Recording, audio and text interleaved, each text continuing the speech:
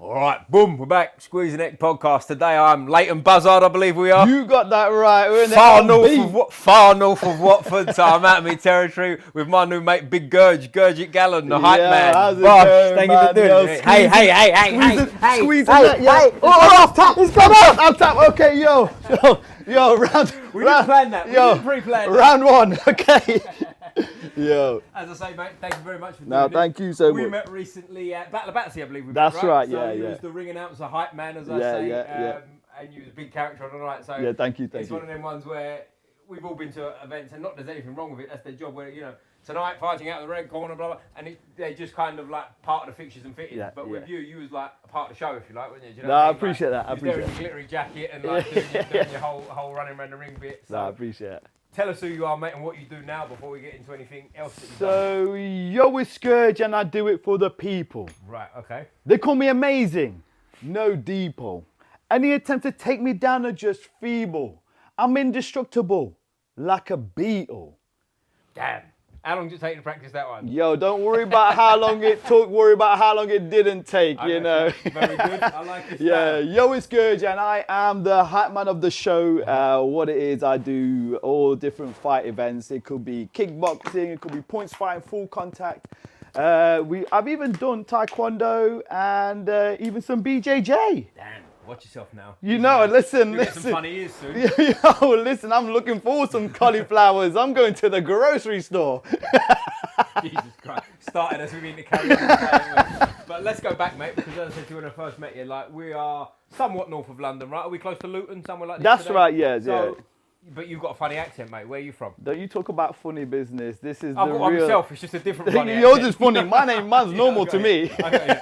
So I'm originally from Derby. Right. I have lived there for a lot of my life. If I think about it now, I've moved away for longer than where I've lived there. Really? Now. Was you born and raised in Derby? Yeah, I was though? born and raised in Derby. Originally started in karate many years ago. And then I How did... old are you now? How old do you think? 21 plus a few. Yo, Plus a you few. got my Plus a few. number already, my homeboy. What more do you want? That's always the way to go. Isn't it? 20, 30, something. I'm at the ripe old age of 43. Damn, he's an animal. Carry on. So when you started karate, you were what age? Yeah, I was 7. 7, right. Yeah, So but back in the day. Yeah, I did it for a little bit, Wadaru karate, and then I did a little bit of taekwondo, very little bit of taekwondo with an instructor called Tony Sewell, he was legendary in the TAGB and stuff. And then when I was 14, I did kickboxing, and that was it. I was in love. And when we say at the time kickboxing, is this like above the waist stuff? Because that's Above the waist stuff, that's yeah. typically what it was back in the day. That's right, yeah. So I was actually, I'm actually from a club called Derby Laogar. Okay. Now I know Laogar was very well known for like points fighting and stuff, but we had quite a few full contact fighters, so that's what we kind of like started off with training in. But we also did points fighting and stuff and a high level. So I trained in both and stuff like that. And then you probably know a lot of people we've had on the podcast. We've had a few points fighters on it. We've had like the likes of a fella called Ed Lofts. Yes, I know Ed. I know Ed. Yeah. Ed's on one of my videos as well. Is he? Great guy. Ed. Yeah, he might be coming back on soon. Hopefully, down in Hastings. Sorry, I cut you off. No, don't you worry. I go. This is what we do on this. This podcast. is your show. Oh no, wait. You're the guest, and I take over most of the time. Like. But yeah, so we did all that, and then I moved to Bristol.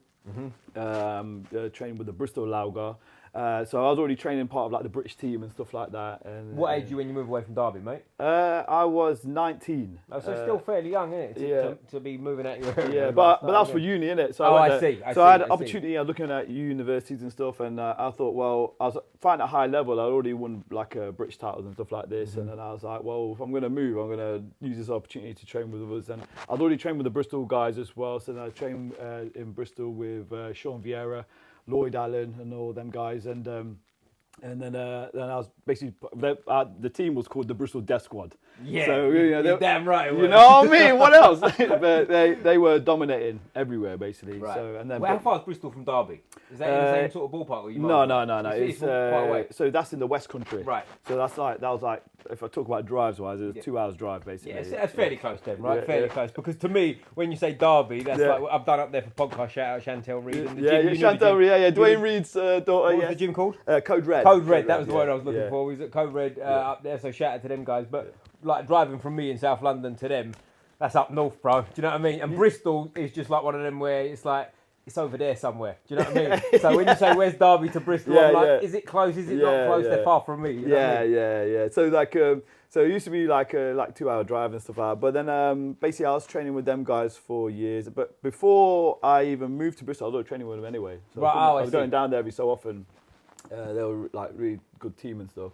And then we were also part of a sponsored team called CMAC team. So the brand CMAX, basically, we were that team basically. So we used to fight all these top teams back in the day and stuff like that. And then after that, once I finished my university, I moved back to Derby. And then I was at training, but I was out of the scene. So the reason why I was out of the scene, because I dislocated my shoulder 6 times. Just the 6, yeah? Yeah, so I tried to get it fixed. I tried to make a comeback in 2009.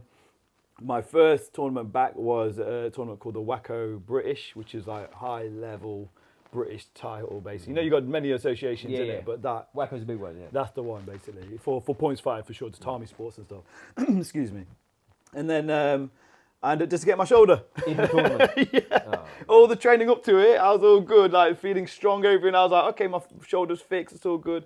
And then actually in the tournament, I overreached and then it came out, basically. So then after that, I was out the game. I was just doing life. I had my son and everything like this. And then, but I was still training, innit? I was training hard all the time, innit? And then in 2019, actually, I'm going to rewind a little bit. Then I had my lung had collapsed twice.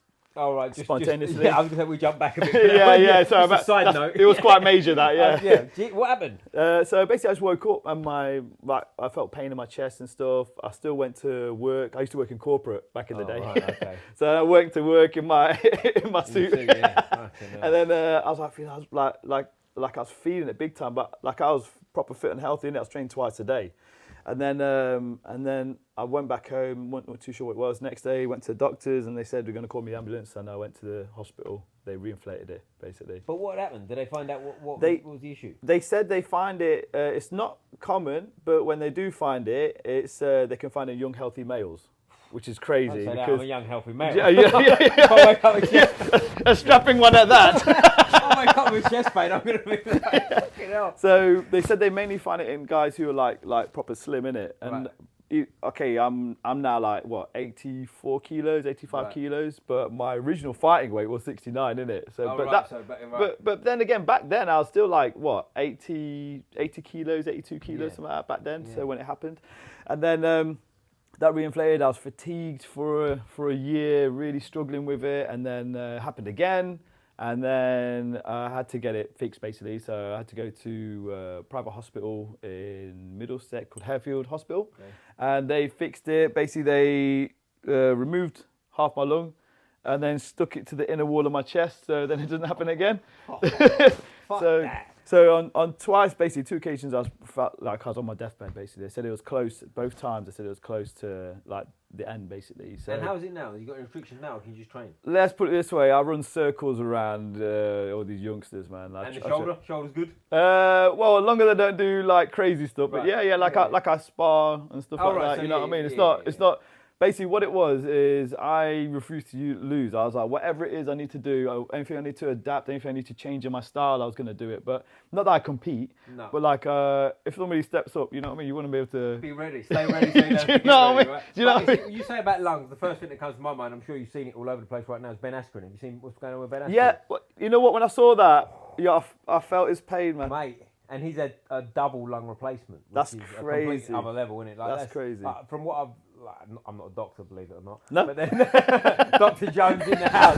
But believe it or not, I'm not. Right? But from speaking to someone who's on the mats, who's like he's not a doctor either, by the way, but he's in the medical world. Right? He watched YouTube. I mean, he's been to a hospital in his life. You know what I mean? He's been to a hospital. But he was saying like around that where he works in hospital, right? And he said that it's like. That's like you're on fucking 1 million pills a day forever. That's a whole change of life. And I don't know if you've seen the videos. No. He's like emaciated. He's like doing a curl with a 5 pound dumbbell, which is like 2 kilos, isn't it? Do you know what I mean? And he's showing his body to show like what he's in, but it's like it's horrific, man. And that's a man who went to the Olympics, was a fucking savage. You see what I mean? Like, nah, I wasn't that bad, but I'm telling you, I was fatigued. Like, and I don't know about anybody. Like, it just gets to your head. So when you say fatigued, is this like can't get off the sofa type fatigue, like something like bad? So let's put it this way: I'll be like going somewhere, and my healthy lung was able to sustain. Basically, that's what kept me going actually for a whole day afterwards. Was that I had so a you healthy just lung. like half a tank, basically. Basically, but like what I wanted to do, you go and then you go somewhere, for example, and then like I'll walk up the road and all of a sudden it just hit me hard. I was normal, then it hit me hard and I couldn't do anything. You know what I mean? Then I like I'd have to sleep for the rest of the day and stuff like that. And because there was like a lack of oxygen and stuff for a while, basically I realised it got to my head. Like I couldn't think straight. I wasn't that fighter like I used to be, and it took me a couple of years to get back, basically. And what happens after you've had it? You say stapled to the inside of your ribs. It's got so basically the way they explained it to me was they removed part of my lung where the issue was, and then they sealed it up and stuff, and then they made abrasions like almost like sandpaper sort of thing. Like they made abrasions to the outside of the lung. Then it will stick, because that will then stick to the inside of your chest. Yeah. And what's that like now? Is it fine now? You're not sitting here like breathing in pain? Ah man, like I say, I run circles around. Well, the body's amazing, isn't it? Your body, if you let it, it will heal. It's funny because I'm just thinking to myself, I said, what do I do? Staple it to your rib. Some people are listening to this. Sticky back plastic. Yeah, they go, I'm switching this podcast. I'm being a dummy. Yeah. They staple it to your rib.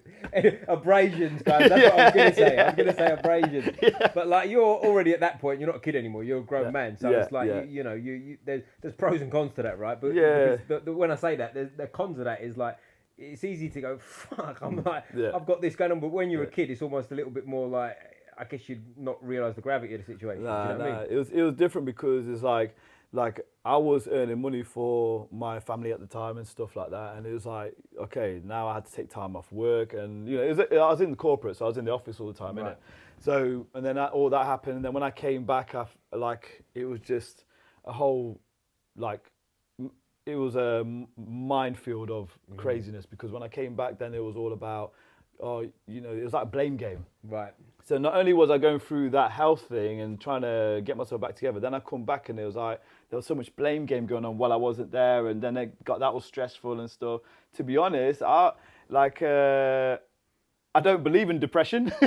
All right, okay. But there may be some depression. Yeah. I was going to say, you don't strike me as the type of person that gets depressed. Nah. But like even back then, I didn't think that I was. Right. But then when I look back at it, maybe I was. You know. And I think depression as well can look different, because someone like you, you've got a very big personality, right? A warm, fill the room with energy type thing. So your depression probably looks different to someone if it's me. Because I'm a moody fuck anyway. So like, if I'm depressed, people wouldn't know the difference. You know what I'm saying? Yeah. I mean, I don't normally talk about that type of thing. You know what I mean? Because I think, like I always say, negativity, I believe negativity is a frame of mind. Right. So what one person might find negative, another person might find it a positive and be all cool with it. You know what I mean? That type of thing. So at the time, I didn't think of anything. I was just like, it didn't matter. I'm going to work through whatever it is and then, make it happen, whatever I had to do in it. And then now I'm going to fast forward a bit. Yeah. Then years later down the line, because I was like, I remember being on the bed and I was like, I cannot go down like this.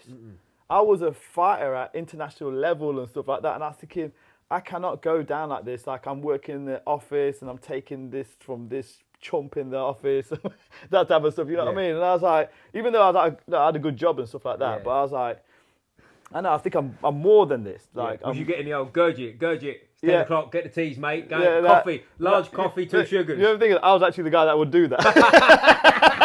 He was the arsehole in the office. Nah, I was all right. You know what?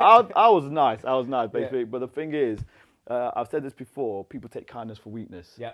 And I found that a lot. And I think that's what, a lot of these things that I found were like put you down or whatever. It just made, over time, I was like, why me? Why is this happening to me? You know what I mean? Like I was like fit and strong and stuff. Where is this, your corporate world? Are you working, whereabouts in the country? So basically, we originally started in Derby, but then I had a relocation. I worked in Tring, which is nearby here, basically. Okay. And then I moved What's it here. called, Tring? Tring, yeah. Never heard of it. I never heard it until I found out about the place, innit?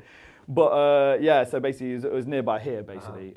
So I used to work for Nikon. No, this place. Oh, this place is Leighton Buzzard. Never heard of it. No, you never heard of it? Oh, me! So then, I remember going through all that, and I was like, I remember being on the bed thinking, when I am back to normal, when I I will find a way to be back to normal. Well, you say back to normal, and was the hospital? You know, what hospitals are like, they're quite down and out, aren't they? And was they looking at, oh, you got to change your life, Mr. Gallon? You know what? Because I give credit to Harefield Hospital. Like because it was a private one, they were specialists and stuff like that. And I was lucky that I even was able to get there because basically I went to Luton Hospital first, and the specialist was actually in there, and he was the one who saw me, and he referred me straight away to his hospital where he was like the big boy. He's like, you got to get out of here. You know what I mean? Yeah. So he was really good, and then they booked me in to do an actual full-on operation on my chest and stuff like that, and that's what happened basically. Damn. And then then I got it all sorted, and I said, you know what? When I'm fit and strong again, I'm going to make sure I run my own thing, which is I'm going to start my own club basically. Because I used to teach. I've been teaching like for other instructors since I was 17. Right. And then so basically when I moved down this way, which was I moved down south in 2014. So, but then I stopped teaching everything, but I was still training then the Lunker thing happened anyway. But then I was like, I'm going to make sure I do something. What's the one thing I love? What's the one thing I really love? And that was martial arts every time, innit? No matter what. So then I decided to start my own club. Slowly built it up, went through COVID, it took a hit, then I built it up during COVID, and now we're doing pretty good. What's your club called? So it's called Gallon Fitness and Martial Arts. Of course so, it is, yeah. What else would it be called? You know, I remember when I was trying to think of a name for it, and I was going through all these names, I was like, you know what? I'll put my name on that. You know what I mean? I'll put respect on that name. Put some respect on that. And where's this club? Is it in Leighton, Buzzard? Yeah. So literally, I just teach up there. Oh, dear. Yeah. You should have met in there. You could have thrown a high kick on the camera. Yeah. So basically, I hire different venues. I do satellite venues and stuff, you. and then I do my martial arts and I do my fitness as well. So very good. And what's the plan with that one, mate? Do you have competitors out of there, or is it? So I'm trying to build up. My objective is trying to build up a fight squad. Yeah. So I've had a few of my young ones. They've gone and competed. And what is this fight squad? Is this kickboxing? Kickboxing, yeah. And is it all different styles, or just more points fighting? I'm going to build them up into like more towards the full contact as time goes on. But I love the whole aspect of points fighting with regards to like distance control, footwork and stuff like that. So I love all that. And then I at the moment I do teach them full contact stuff. Nice. I'm not getting to compete in it yet, but I'm trying to do the sort of like the integration between the two. So like.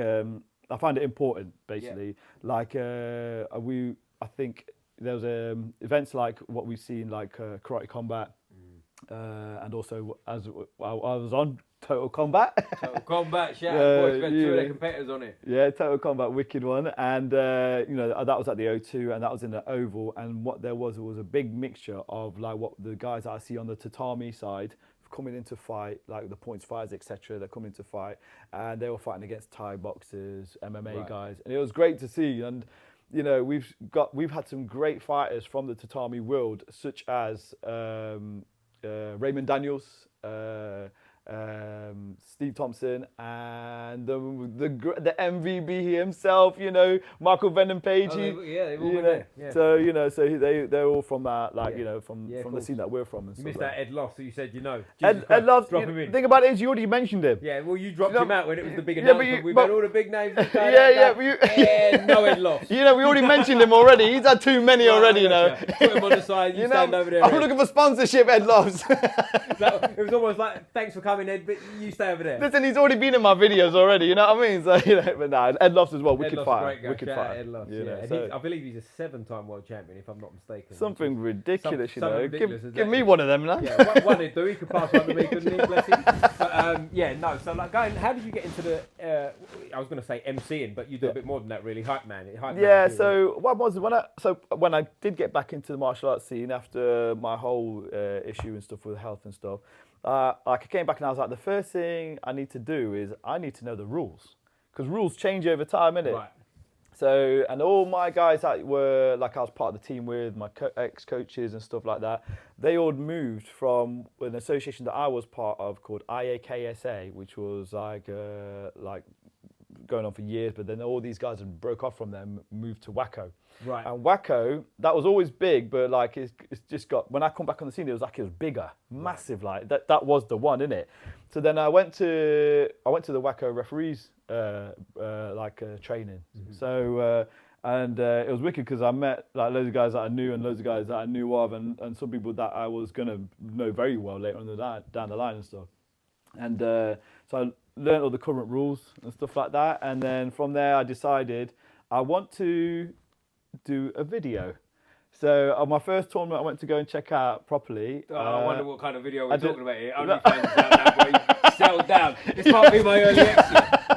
So basically, I made like a sort of like a vloggy type of video. Yeah. So I had in my mind, I want to show my old world the way I see it. Right. Okay. So I made basically started going to tournaments, making videos basically. Okay. And of like the scene and stuff, and then eventually started chatting to people and stuff like that. And I believe it got quite entertaining. Because then I had eventually like loads of kids that want to be in the videos and stuff like that.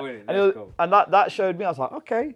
All right, cool. You know, this is pretty good. So then I just ended up getting known more, and the whole Yo It's Gurj was like coming out. A picture of that for the video. Yeah, you know.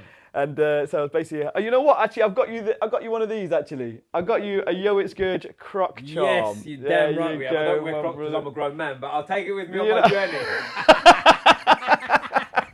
Brilliant, I appreciate it, man. Nice one. Wicked. Easy now, easy. He's got up again. He's got up. Yeah, right. Oh, you tapped out, yeah? You tapped out. All right, okay, cool. So then, basically got that whole Yo It's Gurj thing just went bigger and bigger, and then I was basically going to all these tournaments, but I was refereeing.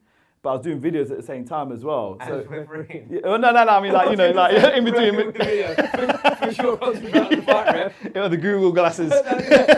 You're in, like, no. So basically, yeah, ref my match. So I was refereeing, but then in between, you know, going around to the video, chatting to people and stuff like that. And it was picking up more and more. So it was working out like people would get to know like me as the martial artist, even the youngsters who didn't know who I was, innit? So they were sort of seeing my skills. They still, okay, this guy knows his stuff, innit? And then eventually, one of my good friends, Gio Marchese and Andy Cleves, who then asked me if, first they wanted me to be there just to like backstage videos and interviews and stuff. And then they said, oh, would you like to do the MCing? And I was like, because I think I expressed a little bit of interest in it. And then I did it, and it just kicked off. Like I took to it straight away. When was this? How long ago? This was in 2022. Oh, so recently, fairly recently. Yeah. And did you have the beard at the time? Yeah. Because the beard makes it. With the sparkled jacket. You know, like that straight away you look in and you go, he's doing something tonight. He's up to something, that guy. He ain't just a spectator, is he? But like as I say, when I first got there. 2 times, you and Dean, I can't remember your surname, Dean, I'll find it and I'll shout you out on another podcast, mate, and we'll get you on it. But twice I've been to, and they were in close proximity, they were probably 2 or 3 weeks, it might be a bit longer, but they felt like 2 weeks, 3 weeks apart. And Dean was in there between, on his show doing it, dancing around between, and I mean like really dancing, not just like jigging his hips about, I mean properly having a dancing ring, and all the crowd was into it. Then a couple of shows later, I went to one show in between where the MC was, I don't want to say boring, but just a normal MC, right? Just linear. There's MC in it. Yeah, exactly. He's doing his job. That's nothing it, wrong with it. But then I went to that Battle of Battersea, and like you was there doing your thing in your jacket and walking. But what was you doing around? Because you was like running around the ring at one point, right? Yeah. So I do my thing. You know, I love crowd interaction. Mm-hmm. I love it. Like I love the community. I love just being in there and stuff like that. Because I'm a fan of this sport. You know what I mean? I love it so much. So I'd go around, and I also understand being a spectator. Mm-hmm. Right. So again, I was out the game for a bit, and I was just watching. You know what I mean? And then, so when you're at the game, you kind of like see it from a whole different perspective in it. So I was like, I know what I would like. Right. So basically, I was just going around, and I just go around chatting to people. You know, I put the spotlight on them and stuff like that. You know, and then you know, I've got sweets in case they need a bit of energy business. So yeah, everyone's on sweets. You know, you got to do something. You know what I mean? So we did have a bit of fun doing that stuff. You know what I mean? And then you know, and like it's all. I basically generally I say I'm the hype man. I am a hype man straight off. I MC and not business, but I'm a hype man. I love the energy of a crowd and stuff like that. And I'll try and go off what's going on.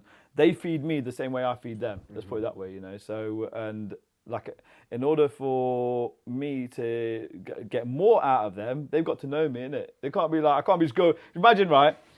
Me, if I haven't done any warm-up with anybody, like, I'd go in, yeah!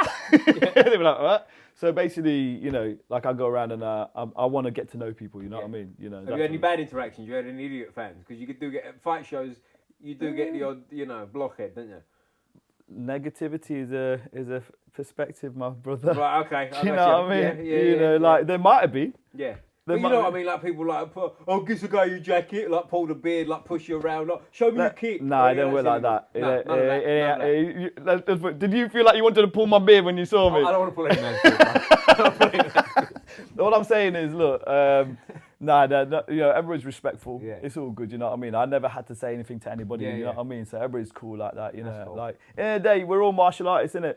And we know how to take care of ourselves. Well, the thing is, but the thing is, for the one show that you go to typically, and it's not always obviously, but the typical show you go to where people aren't educated as much in the crowd's boxing, from my experience. Like back in the day, especially my first ever martial art I competed in properly was boxing. And like if you go to a boxing show, you know it's going off at some point. Do you know what I mean? Like in the crowd, I mean. Because it's filled with fucking, idiots for lack of a better term, right? Do you know what I mean? But when you go to like Battle of Battersea, for example, it was a pretty educated crowd. Everyone's pretty chill because everyone knows what they're looking at. Everyone in the crowd, if you look around, 80% plus have probably fought before. Do you know what I mean? 100%. Do you know what I'm saying? So it's a bit of a different vibe, isn't it? Whereas if you go to a boxing show, it ain't always that case. Nah.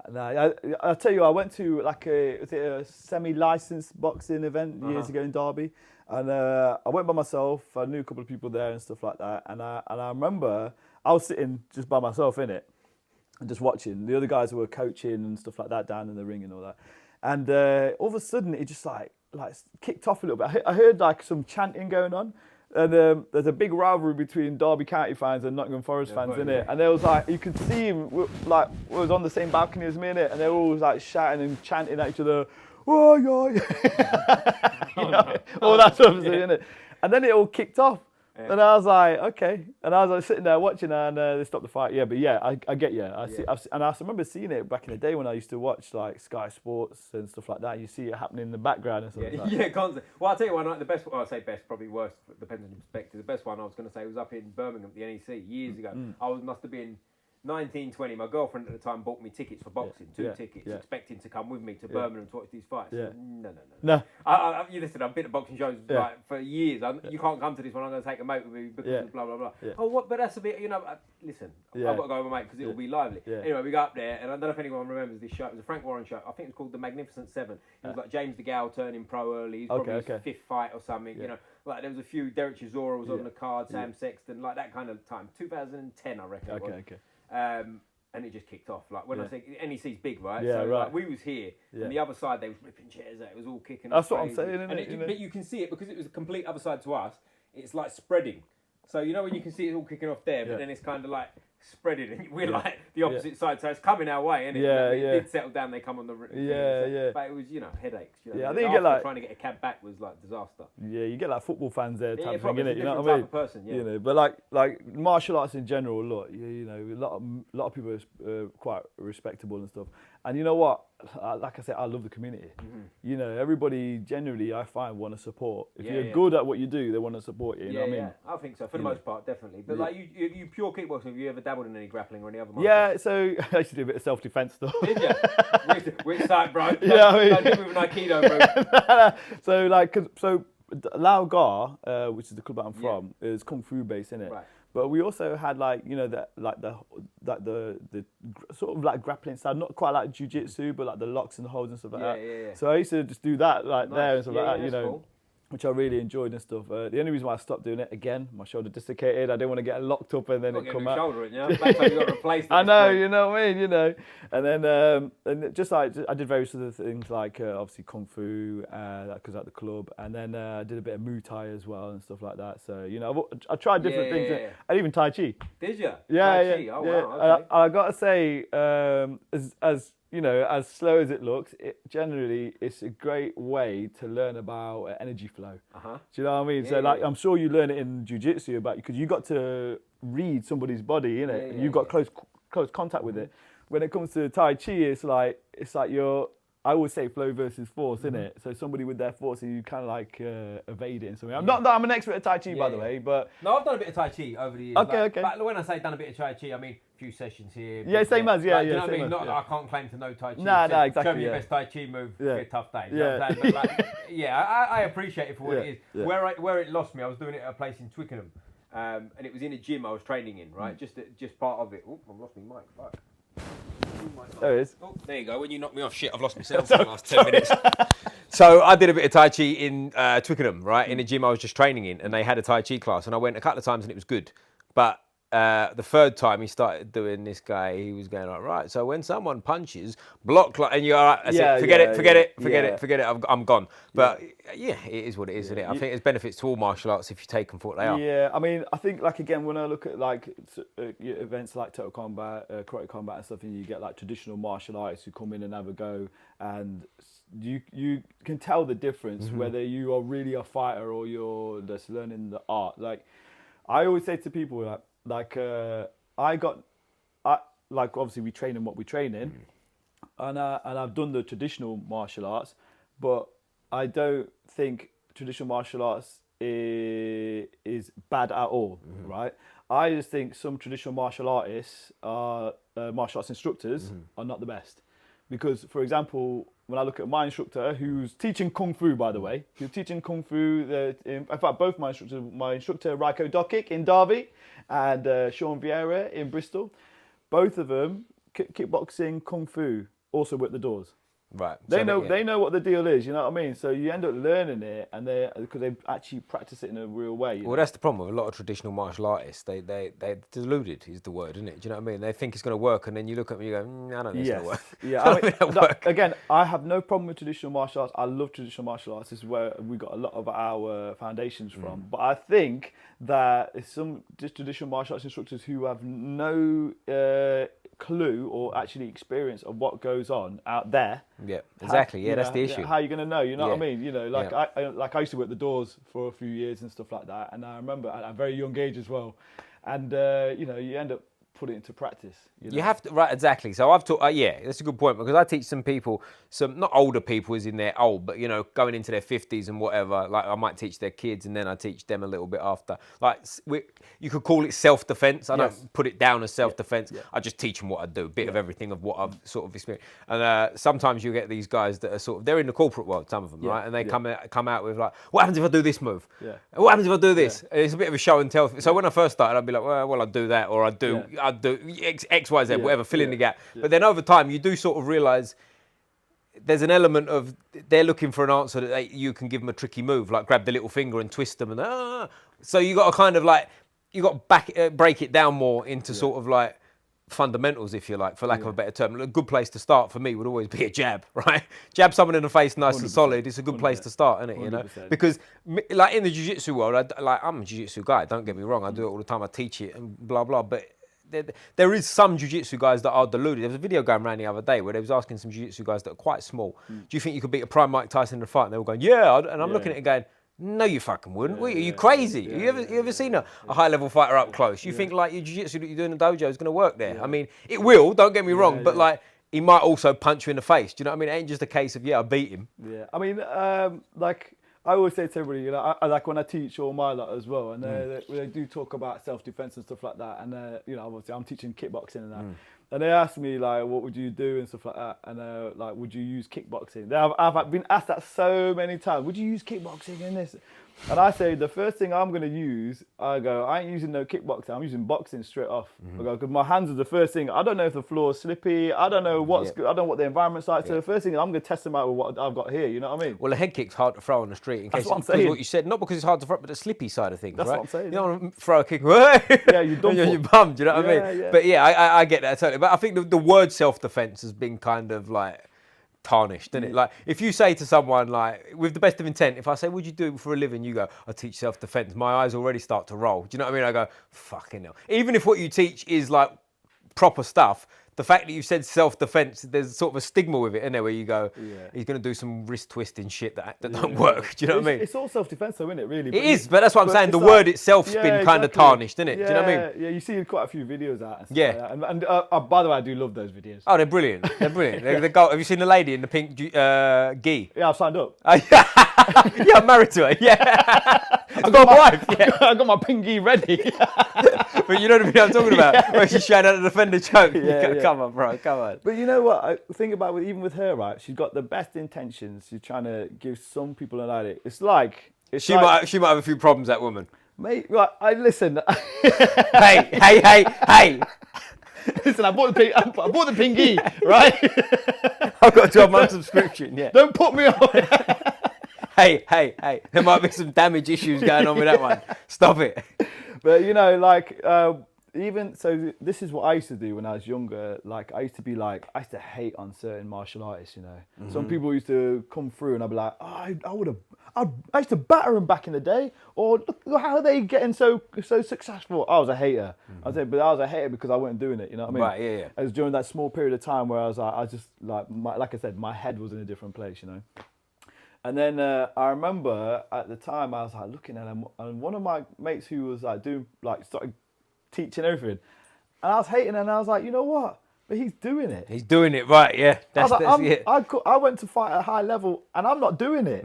I go, there's a difference there. Yeah. So the way I look at it is, all these other sort of like martial arts sort of places that aren't that great, and even the ones that I say about the traditional ones who aren't that great and stuff like that, they're still doing a gateway for the local community to try and start some sort of form of martial arts, and maybe then they can follow their journey to some like high level. Yeah, maybe they can start training at a better school soon. You know, yeah, honestly, yeah, and I've seen this with a couple of people who started at some places, which I'm like, nah, but then they seek the truth, just like in anything in life, innit? Like just like in religion, for example, you know, we really, a lot of us are trying to seek the truth. You know what I mean? You know, and I see there's truth in a lot of different religions, but it's up to you which path you take. Right. Do you know what I mean? So it's just, I think same thing here. You know, with the martial arts as well. Like, you know, people will either seek the truth. If the truth is for them to be learning, like sort of like the sort of like the more of the static traditional way. I'm trying my best to word it. Yeah, I got you. Know, then that's their truth. You know what I mean? Yeah, I hear that. And like with you now, like what shows do you work on with your I was going to say MC again, hype man brand? Yeah. So I do a lot of. I started off with all like the tatami scene. Yeah. With Okay. All points fighting. Actually, the first one I started with a full contact scene. Actually, right. Which was Skill Striker. GMR KZ. And, shout out. You know, I mean, he unleashed a monster. Okay. Let's put it that way. Yeah. So, and I say it to him every time.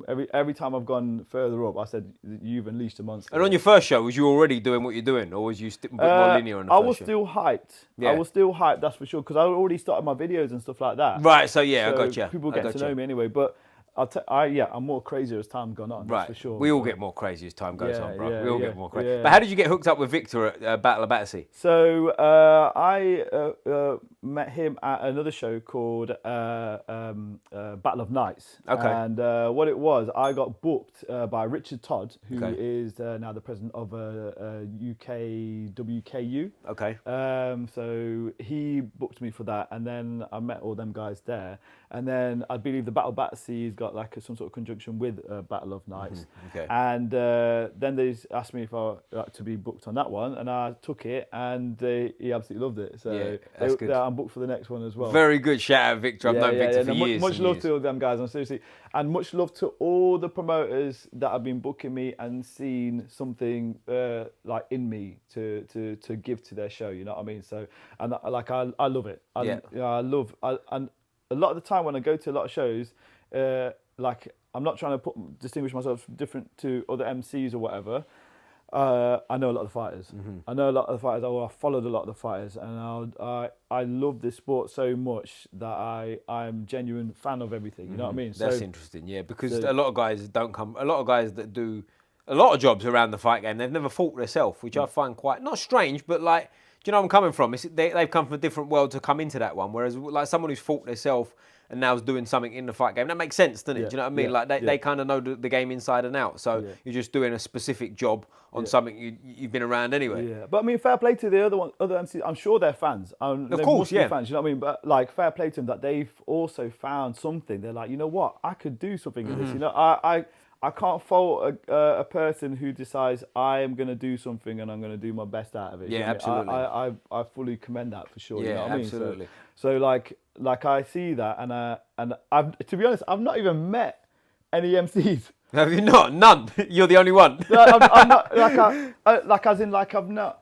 only said no. I tell a lie. I've met a couple actually, but I've not I don't know any guys dead personally. You know what I mean? Yeah, of course, yeah. I think I just got into this whole thing. I got asked to do it. Yeah. And then it just blew up. for me, and like now I'm at shows pretty much every weekend. Oh now, yeah, and you what I mean? enjoy it. Obviously, that's your thing, love innit? it. Do you know what I mean? Because what it is, it's not just that the fight shows that I MC at. Like I also do award ceremonies at like tournaments and stuff like that. Do you? Okay. So I do all that because I have my spin and everything. Yeah. Again, I know a lot of the fighters, and I'll like I say, I'm doing a little like commentary on them when they come through, and I'll like mess about and I'll go, oh, you know, last time you did this, or you know, you've now got a European title, give them a round of applause, that type of stuff. You know what I mean? Yeah, and I'll big them up from other things that they've achieved. Right.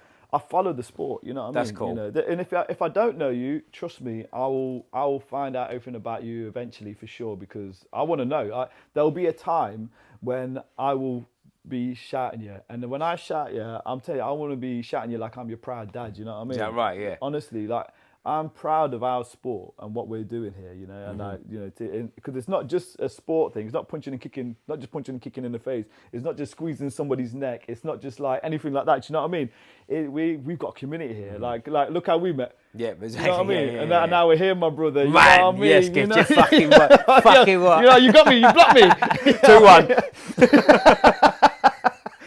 Next one's a head kick. But, so, like, where do you want to go with this? Do you want to be on the big shows? Do you want to be, like, the guy? Because, listen, like, to me, the best guy that's ever done it is Bruce Buffer. Not Michael Brother. Bruce Buffer's the best I've ever seen. I think he's just fantastic. I've seen Michael Buffer. He's great, too. Don't get me wrong. But for me, I won't butcher it. But, you know, it's time. He's that's the best. Like, but he's not going to last forever, right? He's probably, 30 years older than you. Yeah. So, at a certain point, he runs out, doesn't he? Like, is that where you're going with this? To be honest, like, again, I think in martial arts and what I'm doing right now with the tatami side and all the like we're going into total combat stuff, I think, look, not to be big-headed, I think we've got our own lane. Right. Okay. I think we can take it to somewhere else in what we're doing here. Right. Like why do I need to go into boxing? Why do I need to go into anything? Don't get me wrong.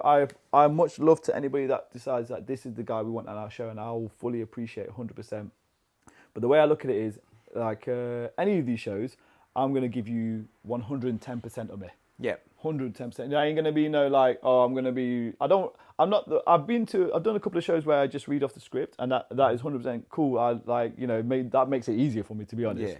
But like I will do whatever people say if you've hired me to do something. But at the same time, I'll do any show and I will want to go as big as I can. But I also feel like I can also go big in what we do as well. Right? Do you know what I mean? Yeah, of course. Yeah. If you said to me, yeah, we want to get you on this massive show here, look, I fully appreciate it big time, and I'll give you 110%. But at the same time, I feel like I'm guided in the right path. I'm going in whichever direction I get taken in. I'm guided in that way, and I feel it's all good. You know. That's cool. Have you got any arenas or any sort of stadiums that you go, I'd be fucking cool to announce there? Oh, that'd be wicked. I mean, like I say, the biggest one for me at the moment is the Indigo O2. That's the biggest one for me at the moment. You know. Yeah. I was there at the weekend. It's a cool venue. It's lovely, isn't it? Yeah, and then another one that I've done, which was like really big, I found, was Jackhammer UK. That was in Cannock, so that had quite a big capacity on that one. So that was really good. That's all full contact boxing. They had K1, all that stuff like that. You know what I mean? Because the reason I ask, I was at Wembley recently for the Usyk Dubois. Yeah. And, Michael Buffer's announcing it, right? And he's like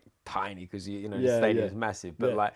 It's iconic, isn't it, when he said, let's get ready to rumble. Is that something, like, do you want to do things like that? Do you want to get into stadiums like that? Let's put it this way. Yeah. I want to do everything. You do. Madison Square Garden, Vegas. But not even just fight announcing. I want to do commentary. I've done a bit of commentary. I've done a bit of commentary, just a little tiny bit with Jackhammer UK.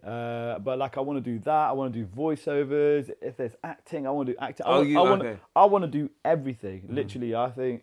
Well, like I said, I was on that bed that time, and I was like thinking I was close to the end, and I'm like, I can't go down like this. I need to make sure I do everything without any regret. You know what I mean? And live a good life as well. Be a good person and stuff like that. You know, we all go through our sort of times where we go off on a tangent, but then I feel like I've kind of found the truth in the direction that I'm going in. You know what I mean? Now, like with. You know, you go through times and you just make you stronger in it like that. Yeah, of course, yeah. You know, not getting too deep, but no, get deep. Get deep. Get that shovel. Get deep. I'm loving life, my brother. I'm loving life right now. You know, with all the things that I do and stuff like that. Good man. And you said you're out pretty much every weekend. Did you say? Yeah. And so a typical weekend is for you, Gurj. We got a show in. Blah blah blah. Come down, do your thing. Gurj. So right now, Gurj, we've got a show in 2026. Can we book you? Yo, we're at that level. I've already got shows booked in 2026. Damn. I've now got to a point where I have to turn down Like, for example, a couple of weeks ago, I had to turn down 3 shows because I'd already booked at a show. That's good. That's cool. That's real cool. I'm very blessed, and honestly, I appreciate everybody that's booked me, and everybody supports me. Everybody wants me at the show. You know what I mean? Honestly, it's you guys that have helped build me, and I mean that from the bottom of my heart, and I will give you 110%. I will constantly repeat that to you. That's what we like, mate. Because like going through this, like doing it since I've been doing this podcast, like as I said to you before, like I've been asked to do interviews at fight shows and stuff, and I don't really do because it's not. I don't have the personality to sort of ask questions and stuff. You disagree with me, but listen, my where I found I can do this is I just sit here and have a chat with you. Like whether that was on or not, we'd still probably have the same chat. You know what I mean? Absolutely. If not exactly the same. So it's like, for me to stand there and go, oh, good, you just fought. It's not me. Do you know what I mean? So like, I don't do that side of things, but doing this, and the more I do it and sitting around like meeting people like yourself, the stories people tell are obviously different for their life, but like everyone seems to, and of course people veer off on their own little track, they've got different religious beliefs or whatever, blah, blah, blah. But like everyone seems to have the same mindset, man. Everyone I'm talking to is like, their view on the world, if you like, is almost identical. And everyone I talk to is like, you know, being a good person, doing this, doing that. And it's mad to go down this, like, we call it a journey, not to sound like a hippie, but you know what I mean? Since I've been doing this podcast and traveling around, and the more people you meet, as I said to you, I was like in a change room recently with Shane Mosley. Fuck, you know what I mean? Like I watched him on TV nearly knock Mayweather dead, and like, you know, it's mad how it goes. But like, I'm sure since you've been doing this, because from just my experience of doing this, it suddenly gets a bit mad a bit quick, doesn't it? Do you see what I'm saying? Like in terms of where you are and who you're around. And you know what? It's crazy because like you when you first do it, like anybody, right? When you first do it, you're like, oh, I want it now. Yeah. People give up easy, innit? Yeah. But it's like anything, like training, innit? You enjoy the journey. It's all good. Exactly. You know what I mean? Like I look at it, right. So I finished my corporate career. In the end of 2020. Right. Okay. 2022, I did my first fight show. Right. And then from there, the year after, I started doing even bigger shows. And then the year after, so like it just kept exponentially. It went up like that. And then in 2025. I'm at the O2 Indigo, you know what I mean? I it's a crazy thing. If I think back then, if I said to myself, it's going to take you X amount of years to get here, like how many people would say they'll carry on? No, you would. Then it becomes very hard, doesn't it? Yeah. But when you look at a journey, like you know what, you got to get to this bit, and that's gonna be fun. And you do this, and you got to learn this, and you're gonna meet these people. You know what I mean? It becomes so fun. Well, you said the Indigo at the O2, right? You know, it's only next year it will be the main arena at the O2, won't it? Do you know what I mean? And then it goes. Then you're away. Wherever I'm guided to, I will be thankful all the way, honestly. I'm thankful for everything that's been going on. The fact that I was out of the martial arts game, and then I came back, and all the guys that knew me like welcomed me with open arms. Like, I truly appreciate it. And then they saw something in me and said, you know what? We want this guy. We don't know what we want him for, but we want this guy here for some reason. And then we found a reason, and then here we go. That's cool, isn't it? And do you still have the itch to compete, or are them days done? Every day. Oh, you do? Yeah. Every day. I did the other day, yeah. Oh, you did? But then I strained my hamstring. Right. The comeback's on. I was like, so I did an axe kick, and I went even further up than I've done for a little while. Splits in the air, and then I was like, and I dropped it, and I was like, okay. I walked off normally, and afterwards I got home. I was like, but ice it up. Fucked up hamstring. No kicking in the head anymore. Yeah. But like, do you spar and stuff now with your school? I bet you do. Yeah. Because where you're running the school, right? So you're sort of the head man on the mat. Yeah. Like where. I mean, you can pick and choose and sort of have playful sessions, right? Yeah, and do you find that helps your game, like in terms of? 100%. I don't want to say getting older, but because I don't, you know, I reject that because I know people that are deep into their 50s that are still fit and strong and whatever. But like, you have to be aware of things, right? And careful, like you said, you pulled your hamstring the other day. Yeah, but I mean, like old is like it's all about like it's how you're moving, isn't it? Like if we're moving and we're still doing all the things to keep ourselves younger, you ain't gonna feel like. No, I think it's when you stop, innit? Look, I'm 43. Yeah, look at the other 43 year olds around. You know what I mean? They don't move like the way I'm moving it. It's even some younger guys, they can't move. Man, there was a guy in one of my classes. I think he was 31, and he was saying like, you know, his wife and kids and all that business. So he's living that sort of like grown-up life, if you like. But he looked old, and he looked like. He was, you know, when he was moving, he looked like an older man, and but part of that I think was his kind of like mentality of saying like, "Oh, we're getting a bit older now." I'm looking at him going, "You're 31. You ain't. What are you talking about? You ain't older." But I think that comes into it, doesn't it? Because as luck would have it, I identify as a 25-year-old now, so seems to be working for me. You know what I mean?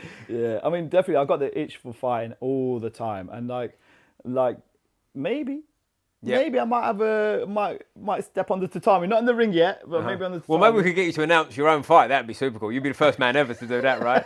In the blue corner, me. Yeah. But I got I wouldn't mind having a go. I think well done to all the people about my age and that going up and fighting in the veterans and stuff like that. Well, that night there was 2 guys in their 50s fighting, right? That Battle of Battersea. You know what? They were looking good as well. Yeah. They didn't look bad for their age. You know what I mean? They looked. And I'm sorry, I just realised what I said, like condescending for their age. Yeah. But they looked like. But they were old. They were old. They were fucking old, right? But what I was gonna say is they look like men in their 50s because they were, but they look like fit men in their 50s. And when you see them fight, sometimes if you see older people fight, you look at them and you go, come on, it's quite sad, isn't it? But they look like, to me, that's I got no problem with that. Do you know what I'm saying? They look good, didn't they? They look like they can fight. I don't know their names. I don't know if you know their names. I know one from MMA Den and the other gentleman, I don't know if he was independent or anything, but he had some great head movement. Yeah, he was bouncing about, wasn't he? Yeah. Innit? And I think he was 56, if I'm not wrong. On the road 60, did you? Yeah, probably. That's probably where I got it from. But it's I'm all for that when it's a fair match. Do you know what I mean? I've got no problem with that. I've been on many times, lately, I've been people and me ranting and raving about white collar shows back in the day when there used to be mismatches and all that kind of shit. But they seem to be dying out, in fairness. They're not completely, because I was at a show fairly recently where there was a few mismatches. Okay. Not for me. I don't like that. You know? It's like when you see these really old ones was it Logan Paul and Mike Tyson? And Jake Paul, yeah. Jake Paul, that's it, yeah. You see things like this and I don't watch any of them, by the way. I literally... Have you seen who his next fight is, by the way, Jake Paul? No. Anthony Joshua. Okay, well, there you go. People could knock him, right? And they do. But, listen, if he's stupid enough to get in the ring with Anthony Joshua, I mean, ball, you got to credit his balls, right? He's not stupid enough. No. Because he makes millions. Yeah. So, you know what? Fair play to him. And again, this is the thing I'm saying, about people who take the opportunity and do something. Yeah. Because they may not have done it or, may not be at that caliber, but they've done something to make it happen. And he's getting eyes on the sport. Yeah. Oh no, I get it, I understand. He ain't getting a ring with Anthony Joshua, is the reality, right? But if he did, I think at that point everyone's got to stop knocking him. You got to hold your hands up at a certain point and go, that's a brave thing to do. Because to me, there's no possible way he gets through that fight without getting absolutely put to sleep, right? But we said that with Mike Tyson, didn't we? Different now. It was different, yeah. Different now, isn't it? Yeah, different, yeah. Tyson's the same age as my dad. Do you know what I'm saying? As great as he was, and he was, but that's different. Anthony Joshua's still in his 30s, he can still crack. Yeah, he's dangerous. He can still fight for world titles. You know what I mean? Jake, come on, that to me is that can't happen, can it? No. It's still it's like an intrigue in it. So the first time I got intrigued like this sort of thing in a fight was the Conor McGregor and Floyd Mayweather fight. Yeah? Right, okay. At first I was like, I ain't going to watch that. I know who's going to win. And then the hype just kept to going. I was like, maybe. I'm watching it. You know what? Conor McGregor's got the pay-per-view. Yeah, he's got a point, Yeah. Then I went to my mate's house in London to go and watch it. And at the end of it, I was like, I'm tired, man. Why did I do this? Yeah, why did I bother this? What the fuck was I thinking? Yeah, but I'm all for these fights. Listen, if they want to do them, why not? I don't hate on them. Where I dislike it is when you got the lower tier guys, not Jake Paul because he can box, right? But the lower tier guys that are calling people out, and when you go, just make a mockery of it because it's not because if it happened and you get bludgeoned, that's on you. But they're never going to do it. Do you know what I mean? That's what gets me a bit it's getting out of hand, isn't it? Do you know what I mean? I've seen quite a few shows where they're doing these YouTubers versus YouTubers who I don't know who that YouTuber is. Right. I don't know who that YouTuber is. Right. But they're angry at each other. That's exactly right. And they're starting on each other at the conference and all. I'm like. I don't watch any of them, but I've seen some clips come up every so often. I'm Well, at the O2, the Right to Fight show that I was at, there was some of that at the press conference. I was there for that as well. And it was like that. They were YouTubers or whatever they are. I don't know what they are. I'm saying YouTubers, but they've got some sort of following on social media, whatever they do. But they was slapping eggs at each other and all sorts. Yeah. But at first I was like, I don't even know who these guys are. Who are they? But the matches are close. So that the match they had, these two that I'm talking about, pro boxer, and I forget your opponent's name, mate, but he was a very close match. It was a split decision. So that for me, I go, that's cool. Do you know what I mean? What I don't like is if that was the situation and then one of them can box, one of them can't box, and it's just like a mismatch because they've both got fans on Instagram. Do you know what I'm saying? Because then it's silly, isn't it? It's like, well, what are you doing? And it upsets me when they start slamming the eggs because I like eggs. Yeah. right? And it's a waste of food. So you know what I mean? We could have made some scrambles. I don't think they were free range though, mate. No? You're all right. They weren't Were free they? range. Oh, You're okay, right. I wouldn't all have ate them anyway. They weren't large No, ones. they weren't large Oh, enough. The yolk weren't dark enough. But they, it's all gone a bit mad. Like everyone wants a box now. There was a kid. I won't mention his name because it's disrespectful, right? But like there was a kid on there boxing someone at the press conference, giving it the big un and like, I'm gonna do this. I've knocked out so many, blah blah blah. Gets in there. Like when I say couldn't beat a 14-year-old, like cannot fight to save his life, right? Cannot fight to save his life. Got knocked out and like that's what you get, right? But a part of me is like he was on high on the card on a Shane Mosley undercard, and you know when you go. You can't fight to save your life. Like, I mean, I'm not talking like, okay, he's doing a few things right and he's doing it. I'm talking cannot fight. Do you know what I mean? Shouldn't be there. But he thinks he can. And he got knocked out, so maybe now he realises where he's at. But it's like, come on. But in the end of the day, if they got eyes on them and people willing to pay to watch it, you know what I mean? They're going to have it there, you know what I mean? Not that I agree with it. And fair play, stepped in fairness, do you know what I mean? And, you know, but like, but going back to what you said about 14-year-olds, if I go onto the tatami circuit on a like that I see most weekends, you see some of these. I'm not even talking about 14-year-olds. I'm talking about 10-year-olds, like kids that you just walk out and like it's la la la. Then they get on the tatami and they're like bah bah bah. They're like serious individuals. Right. Now you put somebody like that. Fighting against even just them, I'm telling you, they would be destroyed. Well, it's funny when you see that. Like, I know a lot of kids like that more so in Jiu Jitsu. Like, back in the day, more when I was more like amateur boxing stuff in boxing as well. But like, it's funny when you see that, isn't it? When you see a kid, like, because some kids you see and you go, "Fuck, that kid's special," isn't it? You know what I mean? Yeah. And then you see him sort of a few years on when they go from sort of like that. Yeah. Not a baby, but 10, like baby age, really, innit? And then they go to 15, which is like a whole different level. And then at 15, you know as well as I do, like at 15 years old, if you're a good martial artist, you're giving grown men in the class trouble, aren't you? 100%. You know what I mean? So I remember when I was coming up when I was back in Derby, and it was like a year or two after I first started, and I learned so much. Yeah. I like a sponge in it, so I learned so much. And I remember there was a full contact fighter who looked mean. This is in the 90s, 96, guys with tattoos on their head, sleeves, all that business. Which weren't about then. So if you had tattoos back in the 90s, you was a real lunatic. Missing teeth. Yeah, proper lunatic. I was training with Dorman, innit? I was like 14. Of course, right. I was like 14, these ruffians and that, And I remember this one guy, like, he had a full contact fight and disappeared and came back. And then I'd gone like about, I think it was a year later, or 2 years later. And I remember I was already like strong and fit. I was skinny, but I was like strong and fit. And I absolutely destroyed him, right? So that was my first ever interaction of what a youngster can do, innit? You look at these youngsters now, they are ridiculous. Oh, the level's high now in certain sports, isn't it? Even on that Battle of Battersea, like there was the young lads and they were just looking just serious, weren't they? You can see they carry on going. They're going to be like... Yeah, there was kids on there, like, I don't know if you heard of Daniel Terry fight team. Yeah. I mention him all the time on it. Dan, Wicked it's not a sponsor, he's just my mate. No, but like, I've trained them, I've trained at their place with them, done a bit of moving around with their kids. And their kids are like, when I say kids, I'm talking 15-ish sort of age. Some 14, some 16, you know, young men, right? And they're good, man. You know, they're moving around in front of you, they're doing things. They're at that age, you know, you can see them like, 2 more years of sort of physical development and they're going to be like from like they're really good to fucking nightmare. Do you know what I mean? And it is mad to see because Daniel Terry's son Kayin, who fought that night, he's I believe he's 15 now, but he's like I've known him since he was probably 8 or 9, and he used to come to some of my wrestling classes and like he was doing a bit of everything before I think he sort of really went heavy into the Muay Thai. I think he was always into it, but like I think like till he dedicated to that and dropped the rest sort of thing.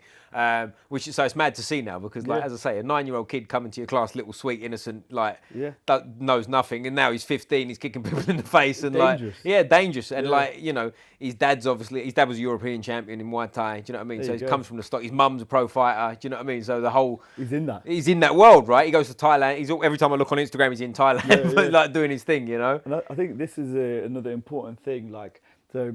I go to these shows and I'm doing like the award ceremonies and stuff for the Tommy Sports, and I big up the winners, the medal winners. Even if they're not medal winners, I big them up. I say, do you get some kids that are crying on there? I got third or whatever. And I ask them the question, and I'll continue to ask them the question, who from your school is here today?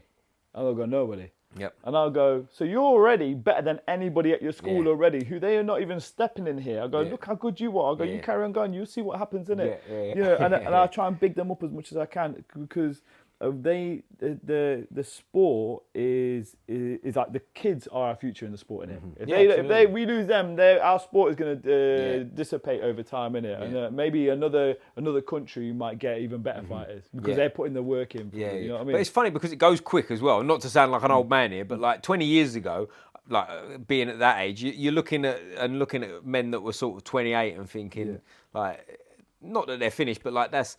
The end is near. Not that it is, but you know, in your perception as a young man. At 28, it's a grown man, isn't it? And you're looking at it like, I've got loads of time and whatever. But the faster it goes, and you see, as I said, I've been in it long enough now to see kids that were like literally 6 years old being brought there like in their gi, like can't even tie their shoelaces yet, to now they're like young men, or they're almost grown men, you know what I mean? Young men that are sort of like doing it in the adult division and taking home medals and things. And it's like, it's mad to see because there's other kids now that are 4, 5 on the mats, right? You don't know anything about them yet, but you're going to go through that same process again, aren't you? They're going to be 24 before you know it and like ripping heads off. And they're like little things like this.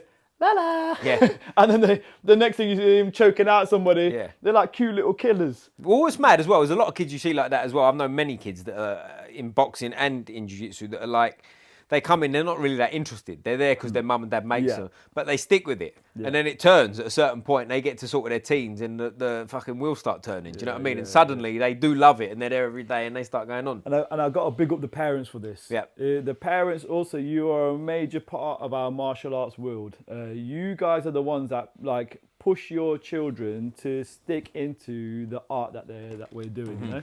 So with you guys supporting the kids, you guys can make some real amazing people with what you're doing. So I commend you guys big time. And I again, that shows I'll big them up. Yeah. Like there's some of the interviews I did that I do in the ring and that, and they got their parents in the crowd. I'm gonna big them up. Do you know what I mean? Because they're the ones that got them here. Yeah. But you got to be careful with that too. Like not you, I mean the parents, because sometimes parents are too pushy. And that's bad too. Like you see that, I've seen that sometimes where the kid really ain't that into it and the dad's running them around to training here and everywhere, making them train every day. Yeah. It can go the other way, can't it? And it can be, and what drives me nuts as well is when you got a pushy parent that doesn't train themselves. Yeah. Never, not doesn't train necessarily, I'm talking never trained. Doesn't understand. Because martial arts ain't, we all know this, martial arts ain't football, right? No. It's different. Like, you can't force someone, you shouldn't force someone to do it if they don't like it. I'm not saying don't push someone or push your kid if they're just being lazy. That's a different thing. I'm talking about like, I'm not into it, Dad. You know what I mean? Leave me out. Yeah, but I think we've got, so for example, we got a lot of kids, even with my son, what we were doing was we were taking him to multiple different things. So then he gets a choice. Yeah, I think that's the way to do it. You know, like let them do all their stuff. They got this day they're going to do that, next day they're going to do this. Yeah. And then what happens is, what they do get is a whole sort of roundness on them. I think that's the way to do it. Different sports or different sort of activities and different socialising as well. I think it's great for kids. I think that's the way to do it because I don't think it matters really what kids do. They just got to do something, right? Like if they're doing some sort of athletic something around, there's a thing called, my mate's boy does it called, what's it called? Play ball. You know this one? Okay. It's like a kids thing. It's like they run around, and I'm sure I'm butchering it. I'm sure there's a structure to it. But when you watch it from the outside, there's like they run around, they twirl a hoop about, then they go and chase a ball, then they run through cones. It's just like fun and games, right? And they're young. I'm talking like 6 years old and down, right? And but they all love it. I've never seen a kid that doesn't love it whenever I've watched it, right? And like that's what it's about to me. Do you know what I mean? They're not necessarily learning like a specific sport because it don't really matter, does it? But if me and you both got sons the same age, argument's sake, we both take them to say, I don't know, karate. Yeah. Your son loves it, my son hates it.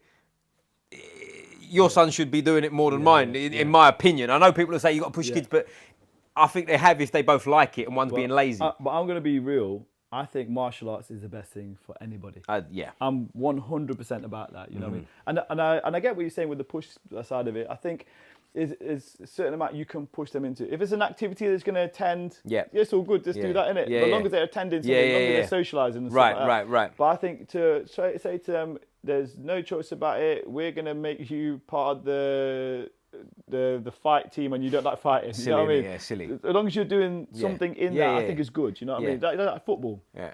You're having a go at football, but then maybe like, no, I don't really want to compete in it. Okay, cool. You're still learning some skills. Exactly. I think that's still good. Here's another interesting thing. I'm interesting because you teach kids, right? Like I think a lot of kids get overcoached as well. Like I think sometimes kids should be like, here's how you do it, and now leave them to it, let them play with it for a while. In terms of, right, okay, you show them. You have to do that. You show them a kick, right? Yeah. don't overcorrect them on it, to me. Like, show them the kick, show them it again, no, that's wrong, do this. Yeah. But then leave them a little bit and let them play. I'm not talking about if you show him a kick and he throws a jab. I'm not talking, we've got a stupid kid around, right? But like, you know what I'm saying? Like, you show him something and let him sort of find his own way to it. Because I feel like a lot of kids get, if you want to call it greatness, but like coached out of them a bit because they become too linear, you know? I think what I try to do is I try and show the kids the truth. Yeah. So what I'll do is I'll go, okay, I want you to do this, and you need to do it like this. They won't do it like that. No. Then they do something else. I go, all right, cool. And then we'll go and put them in a bit more practical scenario. I'll go, all right, cool. So I'm going to do this. So then I do this, and it didn't work the way they were doing it. I say, okay, well, how about you try what I just said? Yeah. And then they do it, and it works. That's the way. That's a good teacher. What I'm saying is, I'm just showing them the truth. Yeah. You know that's a good teacher, though. Yeah. That's a good teacher. You know what I mean? But that is a good teacher. Because I tell you what I do a lot, not with kids because it doesn't work in the same way as well because of the size of the body. But like in terms, like some of the grown-ups that I coach regularly, and I've known for a while and I'm comfortable with, a lot of the time I don't necessarily show any sort of technique. We're just sort of touch hands and have a roll, right? And then as we're sparring, we're moving around, put them in certain positions, let them figure it out. And a bit like you said, how about try that way? Oh, how about do this? How about when I do this, put your arm here? Yeah. And like build it that way. That's how I find is a good way of coaching people. You know what I mean? Because I've said this before, and this is obvious to anyone who does jiu-jitsu. I could go to you now. Okay, Gurj, right. We're going to go down there. I'm going to teach you the best armbar in the world. Ready? It's took about 30 seconds. Cool. You know an armbar now, right? Yeah. Cool. Get me in the armbar. You're going to go, how? Do you know what I'm saying? I'm like, no, I'm going to go out in the street. Okay, it worked. That old lady, I'll armbar her instead. She tapped out. Yeah, twice. She tapped. It was really strange. But like, do you know what I'm saying? Like, it's all well and good. Like, and a lot of, I feel like sometimes, if that's a backward way of teaching jiu-jitsu, but I think in anything, because I've taught boxing too, where it's like, bang, bang, bang, bang, 17 punch combination, ready, go, let's spar. You're never going to land that combination. Now I'll go back to what I was saying at the beginning. Traditional martial arts instructors. I ain't got a problem with traditional martial arts. I got a problem with traditional martial arts instructors. All of them? Not all of them. No. Every single one? Never all of them. Because again, I had traditional martial arts instructors who knew everything about it. Now, and they're all pricks or what? No. There's some really great people. Yeah, no, of course. I'm joking. I'm fucking with you. I'm fucking with you. I'm trying to get a reaction. I don't need to cut a clip. Yeah, exactly. And I'm saying it. Caption underneath, all martial arts instructors are pricks. And I'm there going like, going just like this. So I'm trying to be political here, you know. I got you. Every single martial artist is a prick. Go. As you were.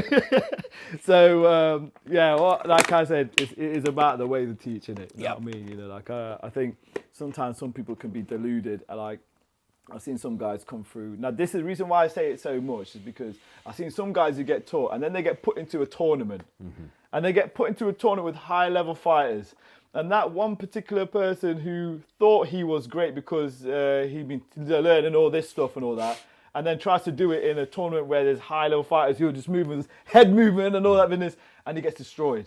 And destroyed dangerously. And then I think that's the safety of the. I think that, especially striking, right? Grappling, you just get mauled. You're not, if you tap in time, you're not going to get hurt necessarily. But if you get kicked in the face, that's not a good day out, is it? That's what I'm saying. You pay for that. That's what I'm saying. The instructors. That's what I think. Like from a health and safety point of view, like safeguard and all that business. Look, instructors. If you don't feel like you are that well versed in it, please find a way to be. Let's put it that way. That's interesting. Yeah. That's a good way to put it, because one thing that drives me mad with instructors too is that don't train anymore.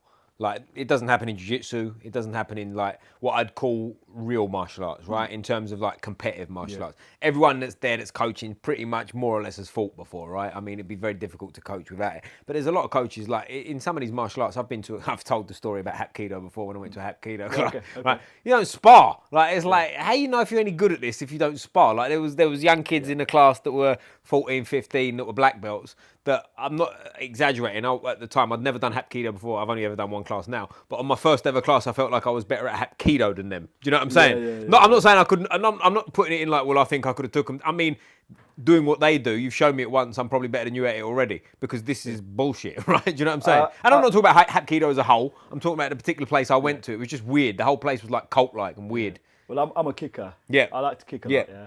And I remember going to a taekwondo place, and like when I, in my older age, and I felt like I could do better taekwondo than them. That was my experience with the Hapkido club I went to. It was just a bit strange. The whole thing was like, this is bullshit, right? Like, and there was guys that they're sort of in their 50s, Yeah. you know, in their whatever colour belt they had on. And I'm looking at them going, you must realise this is bullshit, right? I didn't say it, but you know, when you're looking around the class going, this has gone from I'm going to come here and have fun, not expecting it to be the most effective thing in the world, but like, just learn to throw some flippy twippy kicks and have a good time. Maybe we'll spar at the end and you'll show me some. But it just got weird. It was just like, you know, they're all bowing to the master and the master doesn't speak. He comes over and like someone has to speak for it. It's all just fucking bullshit, you know? You know what? Again, I'll just go back to what I was saying before. I think everybody has their truth in what they're looking for, Right. innit? You know what I mean? So that side of it, like you get some martial arts where you see that, like, that's not for me, that's not for you. But for some people, it's some sort of structure that's going to help them live a better life. That's true. Themselves. Yeah, you're right. You're right. There Is a power to it. Yeah. So when I look at that, I'm like, you know, it's all good. I mean, it's not for me. Like, but if they put that person into a tournament where it can be a very dangerous situation, that's the issue. That's my problem. Yeah. Do you know what I mean? I think when they sell it as like a fighting art is where I have an issue. Because because that could really put that person in a bad situation. You imagine like some of these guys that are there that day. I don't know who they are. I won't say where it was. None of that stuff. Obviously, I'm not trying to be disrespectful for the sake of it, but like they're black belts in there. I promise you, every single one of them black belts. You only had to put them outside a rough school in an area. They would have got their ass whooped. You know what I'm saying? And I go, you've done this forever. And it's useless. You know what I mean? One of them was vaguely, from my memory, it started when he was like 6, and now he's like, he's probably looking at him was probably 16, 17. He's black belt, complete useless. You know what I mean? Your art, not he's useless. Like the art you've learned is not going to help you for what you think it is. Well, like I've had it where we've gone to tournament and my no belts have beaten black belts from other club, innit? Yeah, you can't have that, can you? You can't have that. You think like that's not. You can't have that. You can't have that. It tarnishes black belt. Yeah, of course it does. You know what I mean? And I gotta say, that's what I love about the Jiu Jitsu. Yeah. The way they grade people, the way they increase their belts is literally from a practical way. Yeah, well, I had exactly this conversation this morning after class when I was teaching, and we, you know, one of the blue belts on the mat, and he was exactly saying that because he knew someone that I don't know where he was talking about. He'd rolled with someone that was a black belt or something in judo, and it was like it was a bit of a different thing. I don't know if I'm butchering this, tell me, but it was like. He's got to black belt in judo. It was more like that's where you start learning properly. If I'm wrong on that, tell me. Okay. But like, I've said that wrong. I've said that completely wrong. But you get where I'm coming from. It's like it's more like you start learning more as a black belt, whereas like in jiu-jitsu to get to black belt's a motherfucker. Do you know what I mean? Like it takes years and years and years. Not that it doesn't in judo, but it's a bit different in terms of I believe you have to turn up on a grading day and pass a certain test. But we was talking about exactly the point you made, like where it's jiu-jitsu. Your coach, you just go, hey. It's a new belt for you. Do you know what I mean? It's very sort of informal in that regard. In my mind, so in kickboxing, you know, you really have to do grading and stuff like this. And I remember when I was doing my grading, like I was like thinking, you know what? I can't be. So yellow belt was our second belt. I think I can't be a yellow belt and get battered by some random walking down the road. So where our club was, you go into town, in Derby Town Centre, you go into this alleyway, then you go up these metal stairs, and then you go into the gym where you got people just waiting there. Let's have it. Breathing. You know what I mean? And I was like, so the way I looked at it was scary for a 14-year-old walking, walking through. And especially in the evenings, it was scary. Like, because Derby Town Centre used to be heaving full of people getting out, getting drunk and whatever. What's Derby like? Quite a rough place? I don't think so. No. I don't think so at all. Like, don't get me wrong, it's got rough areas. Yeah. But I think it's all right. I think generally, any place that is meant to be rough, I think it's got some good places. Yeah, like we're near Luton, innit? We're near Luton and Dustwell.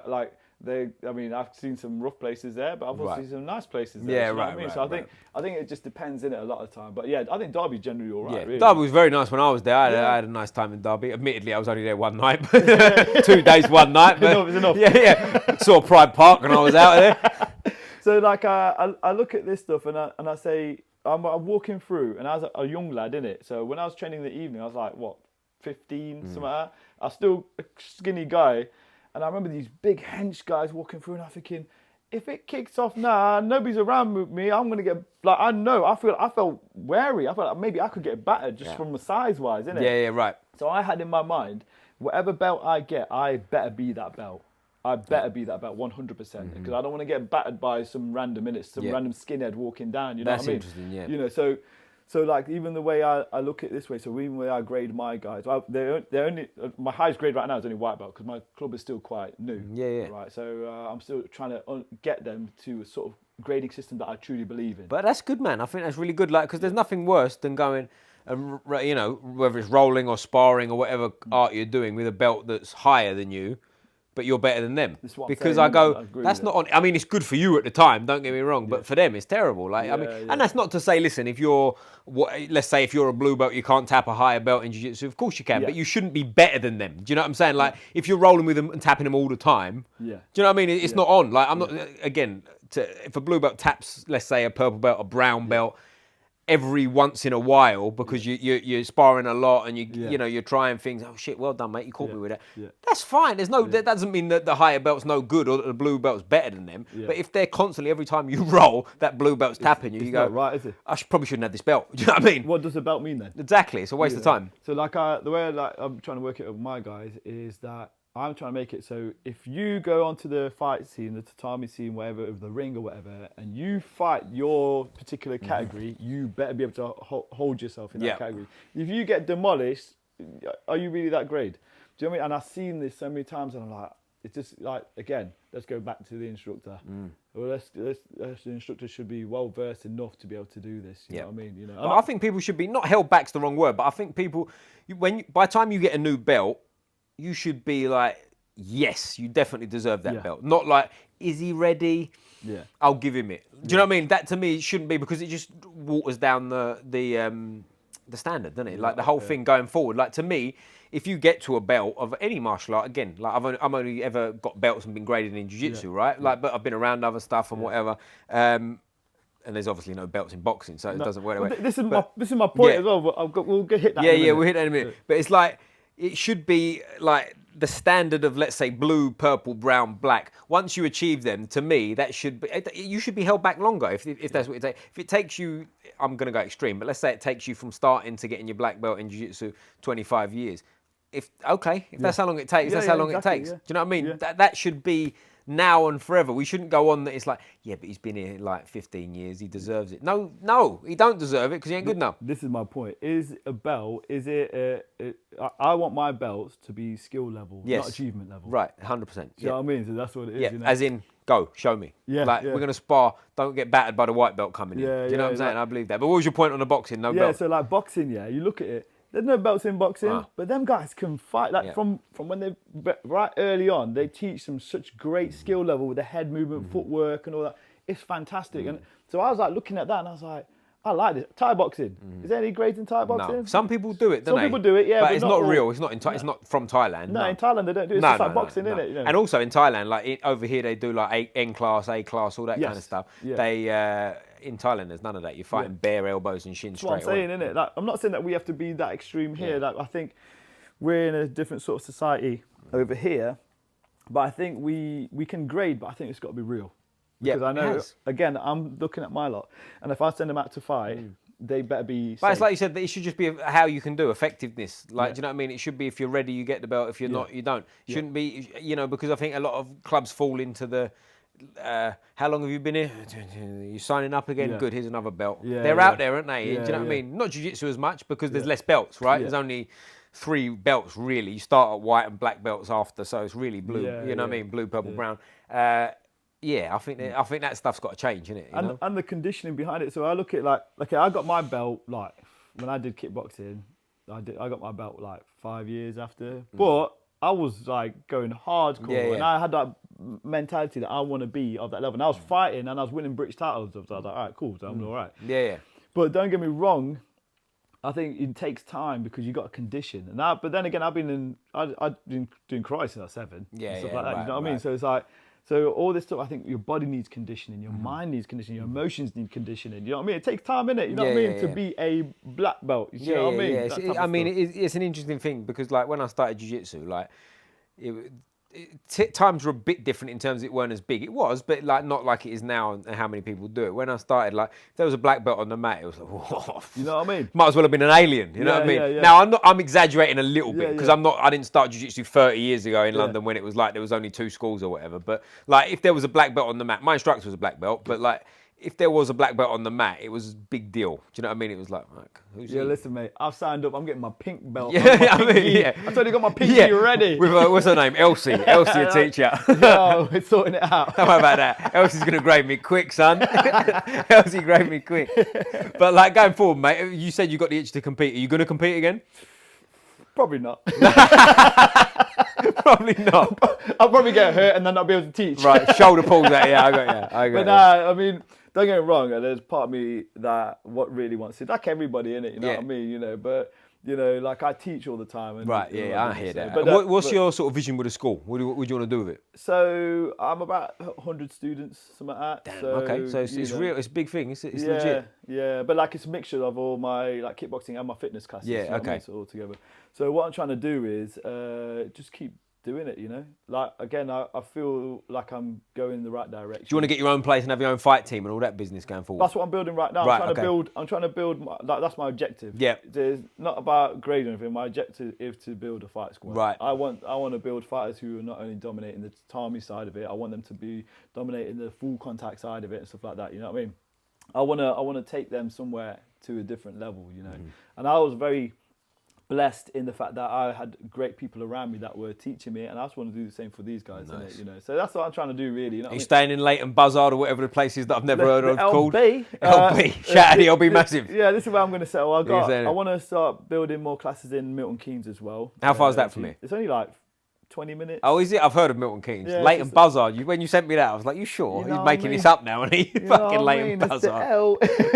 Leighton Buzzard. It's the LB. He's making this up. I've never heard this play. Fucking Leighton Buzzard. Just spitting names at me. You know, I remember when I first started driving past it. Yeah, so like again, I was part of Derby Loudgar, and I also was part of Bristol Loudgar. I'm thinking, imagine being part of a team called Leighton Buzzard Loudgar. Call it LB.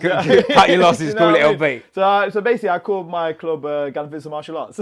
Yeah, exactly. We're still away from that name. You know what I mean? Leighton Buzzard Martial Arts. You go like that, wouldn't you? Now check another page. If there's anything else. Yeah, but there's some places here called that. But anyway, check them out. Don't disrespect them. They're all right. They're all right. Just terrible name. But we'll come to that another time. I'll get you on the podcast if you want to come and rebuttal what I just said. But mate, listen, this has been great, mate. I appreciate it. I'm going to try and get my last bit. Hey, double jab and move, son. Double jab and move. Before we finish, I was asked the most important question. Now, with that accent and where we are, you're probably not going to give me the right answer. Which football team you support? I don't. Chelsea, very good. Okay. Well done. Thanks for coming. Yeah. Chelsea United. Chelsea Buzzard. Yeah. I always finish with a fist up like this. Squeeze the neck. Boom.